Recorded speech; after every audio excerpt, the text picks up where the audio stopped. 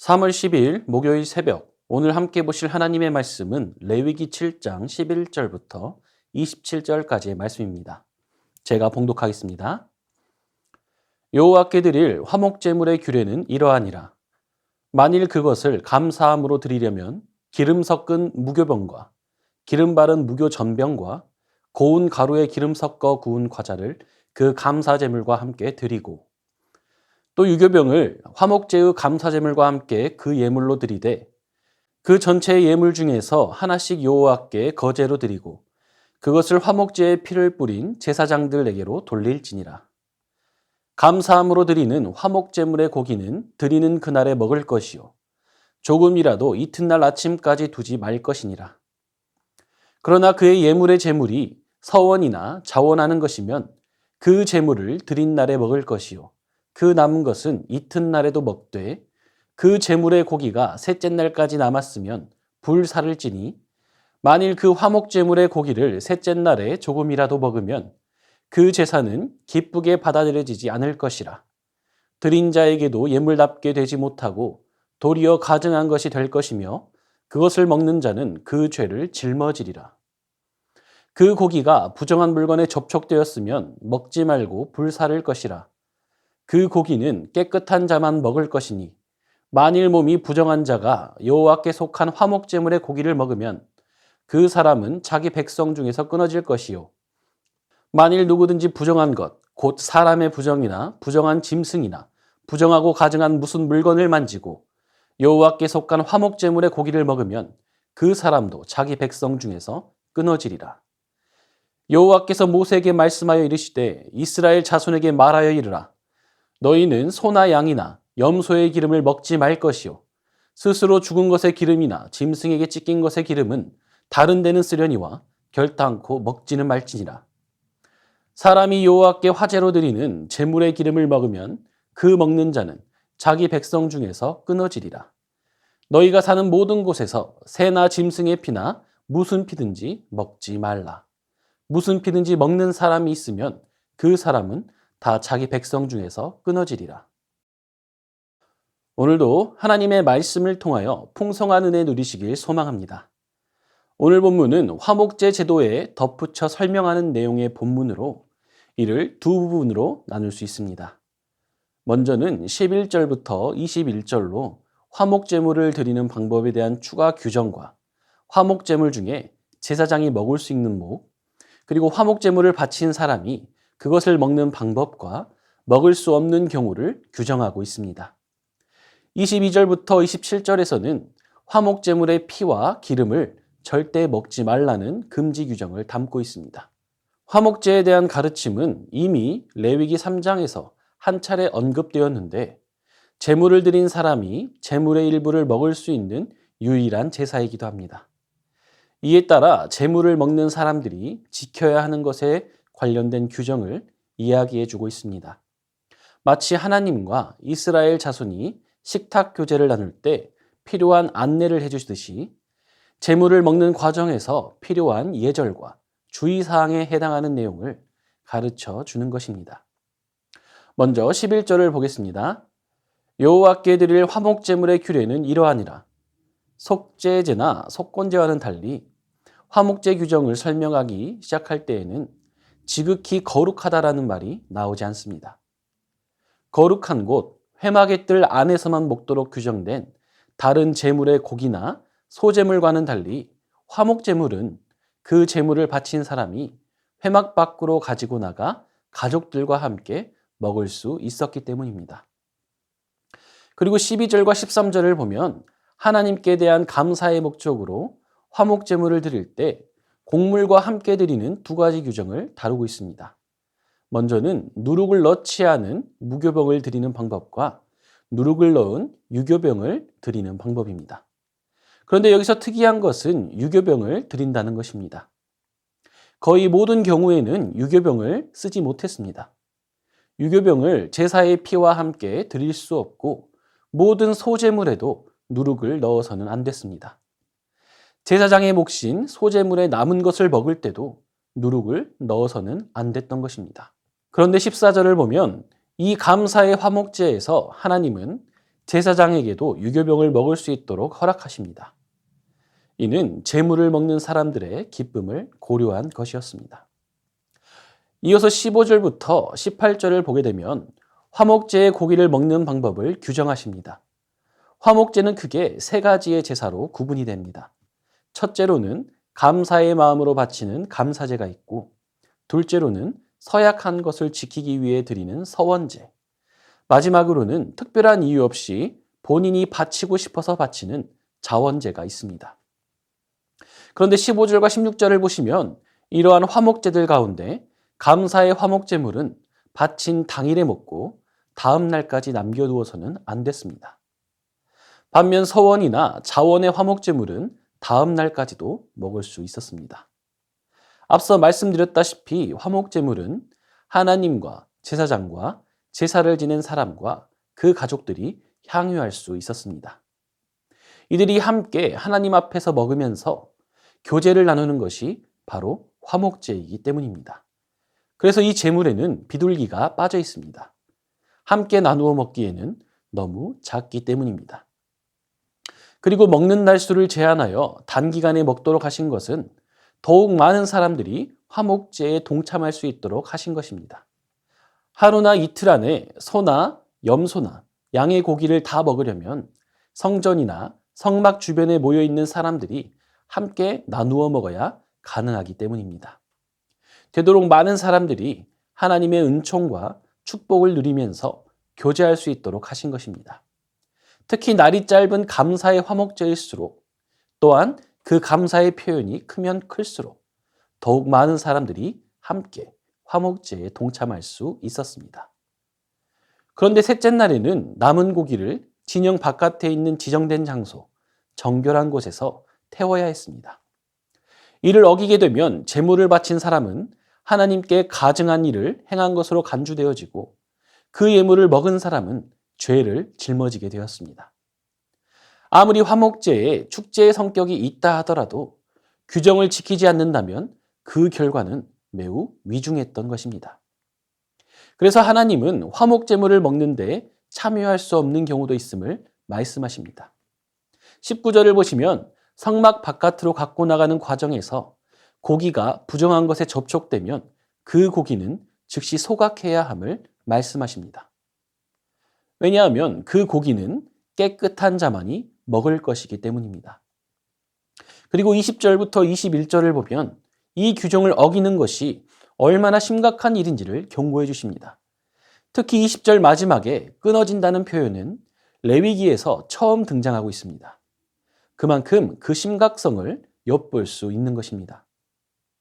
화목제 고기를 나누어 주면 누구든 먹을 수 있지만 자신을 거룩하고 정결하게 지키지 않은 자는 그 축복에서 제외되었습니다. 하나님의 은혜의 선물이 모든 이들에게 다 축복이 아닌 것입니다. 그리고 22절부터 27절에서 하나님은 화목제 고기를 먹을 때 먹어서는 안 되는 것들에 대해 말씀하십니다. 기름과 피를 먹지 말라는 것이 바로 그것입니다. 레위기 3장 17절에서 하나님은 기름과 피에 관한 금지 규정을 말씀하셨습니다. 그 규정을 지키기 위한 가이드라인을 오늘 본문을 통해 말씀하시는 것입니다. 여기서 기름을 먹지 말라는 것은 고기에 붙은 기름을 먹지 말라는 것이 아닙니다. 내장을 덮은 기름, 내장에 붙은 기름, 콩팥에 붙은 기름을 말합니다.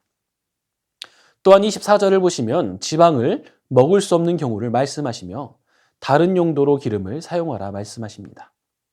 먼저는 스스로 죽은 것, 둘째는 짐승에게 찢긴 것, 마지막으로 여호와께 화제로 드리는 희생제물이 그것입니다. 이 명령을 어겼을 경우에 자기 백성 중에서 끊어지리라 경고하시고 계십니다. 그리고 이스라엘 자손들에게 그 어떤 피도 먹지 말라고 하십니다. 이를 어길 시 기름과 같이 자기 백성 중에서 끊어지리라 라고 경고하십니다. 레위기 17장 14절에서 하나님은 피가 생명과 같음을 말씀하셨고 생명은 하나님께 속한 것임을 성경은 말씀합니다. 그렇다면 하나님의 것으로서 생명을 의미하는 피와 그 생명을 유지하는 데 필요한 에너지원인 기름은 모두 생명과 연관된 것이라 할 수 있습니다. 그러므로 이러한 금지 명령은 하나님의 것을 사람이 범해서는 안 된다는 명령이라 할 수 있습니다. 이렇듯 피와 기름은 생명과 직결되며 하나님의 것으로 구별되는 동시에 누구든지 동일하게 먹는 것이 금지된 것입니다. 이와 같은 화목제에 대한 규정들은 속죄제와 속건제는 물론이고 화목제 역시 자기 만족을 위한 제멋대로의 제사가 되어서는 안 된다는 것을 의미합니다. 오직 하나님께 대한 사랑과 순종의 표현으로 드리는 제사만이 하나님께서 기쁘게 받으시는 제사인 것입니다. 축복이 불순종과 만나면 재앙이 됩니다. 축복의 근원이신 하나님을 떠나서는 우리가 누릴 수 있는 기쁨도 생명도 없는 것입니다. 진정한 풍요는 하나님의 규례를 지킬 때 오는 것입니다. 감사한 것은 하나님께서 너무나도 친절하게 그 기준들을 명확히 말씀해 주신다는 것입니다. 우리에게 주신 이 말씀, 이 성경이 우리를 향하신 하나님의 사랑을 나타내고 있습니다. 그리고 오늘 이 시간 우리가 읽은 본문에 나온 화목제를 통해서도 우리에게 말씀하십니다. 화목제는 다른 제사들과 달리 화목제만의 특징이 있습니다. 그것은 바로 자원하여 드리는 예배라는 것입니다. 부정함이 생겼거나 죄를 저질렀을 때 그 죄를 해결하기 위해 드리는 다른 제사들과는 달리 화목제는 하나님께 감사의 마음으로 또 그분을 향한 순수한 마음으로 드리는 제사라는 것이 그 특징입니다. 그리고 화목제는 나만의 감사로 끝나는 것이 아니라 그 기쁨을 공동체와 함께 나누며 함께 누리는 제사입니다. 그러므로 우리는 이 화목제를 통해 하나님 앞에서 함께 먹고 나누는 기쁨이 공동체에 넘쳐나기를 바라시는 하나님의 마음을 볼 수 있어야 하는 것입니다.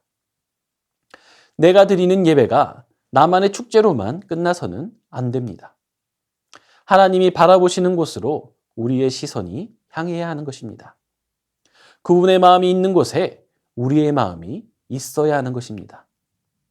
그래서 우리의 뜻이 하나님의 뜻으로 우리의 삶이 그분의 삶으로 나타나야 하는 것입니다. 그것이 바로 우리가 드리는 감사의 제사가 향해야 하는 방향인 것입니다. 사랑하는 성도님들, 이를 위해 우리가 먼저 돌아보길 원합니다. 우리의 신앙생활은 하나님께 기쁨으로 자원하며 나아가는 신앙의 모습입니까? 하나님께 언제나 감사의 마음을 고백하며 나아가고 있습니까? 시편 136편 26절은 이렇게 말씀합니다. 하늘의 하나님께 감사하라. 그 인자하심이 영원함이로다. 오늘 말씀을 통하여 우리의 삶 가운데 감사제가 드려져야 함을 깨닫게 됩니다. 또한 그 감사의 제사를 통해 누리는 기쁨을 독점해서는 안 된다는 것 또한 깨닫게 됩니다. 그러므로 우리는 우리의 예배가 어디를 향해 가고 있는지 돌아보아야 합니다. 하나님은 화목제를 통해 이웃과 함께 나누는 기쁨을 맛보도록 해주셨습니다. 예배를 통해 우리 자신뿐만 아니라 이웃의 삶에 대해 관심을 갖는 연습을 하게 하신 것입니다.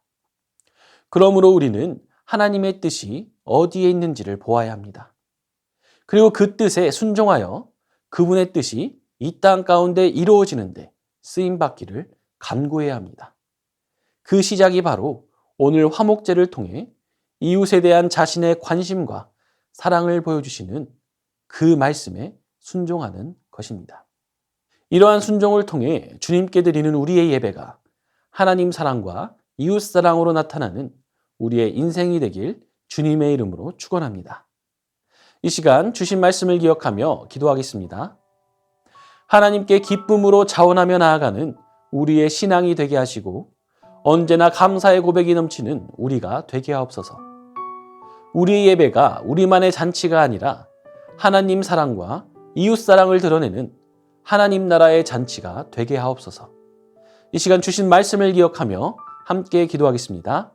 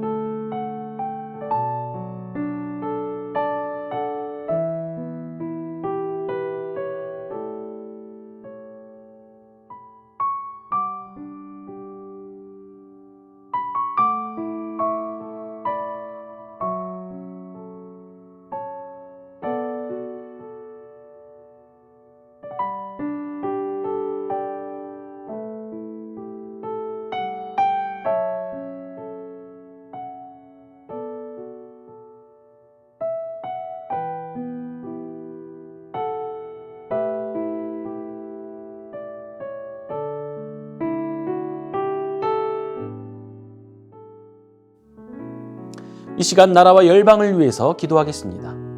속히 산불이 진화되게 하시고 잿더미로 변한 살림과 전소된 삶의 터전이 하루빨리 복구되게 하옵소서. 침략과 폭력을 일삼는 제국들의 권세를 꺾어주시고 하나님의 샬롬으로 다스려지는 열방이 되게 하옵소서. 이 시간 나라와 열방을 위해 함께 기도하겠습니다.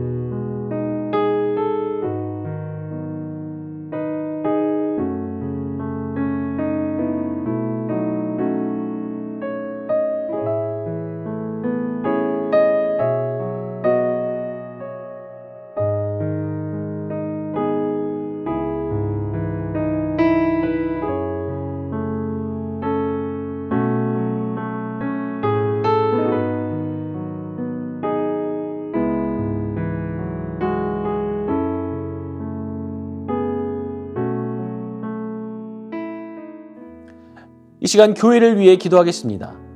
늘 하나님께로 돌이켜 하나님의 대리자라는 복된 사명을 기쁨으로 감당하는 온 성도들이 되게 하옵소서. 교구 순장들과 교사 순장들을 성령과 주님의 사랑으로 충만케 하옵소서.